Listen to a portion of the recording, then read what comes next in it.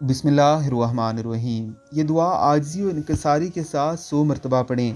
اللہم ربنا انزل علینا مائدۃ من السماء تکون لنا عیدا لاولنا وآخرنا وآیۃ منک وارزقنا وانت خیر الرازقین۔ اے اللہ، اے ہمارے رب، ہم پر آسمانوں سے کھانے کا دسترخوان نازل فرما جو ہمارے اگلے پچھلوں کی عید ہو، تیری قدرت کی نشانی ہو، اور ہمیں روزی دے، تو ہی بہترین روزی دینے والا ہے۔ یہ دعا سیدنا عیسیٰ علیہ السلام نے رزق کی کشادگی کے لیے بڑی عاجزی و انکساری کے ساتھ مانگی تو اللہ تعالیٰ نے قبول فرمائی۔ انبیاء علیہ السلام کی دعاؤں میں بڑی برکت ہے۔ اگر آپ بھی رزق کی تنگی کا شکار ہیں تو اس دعائے مبارکہ کو کثرت سے پڑھیے، انشاءاللہ العزیز رزق کی تنگی مکمل طور پر دور ہو جائے گی۔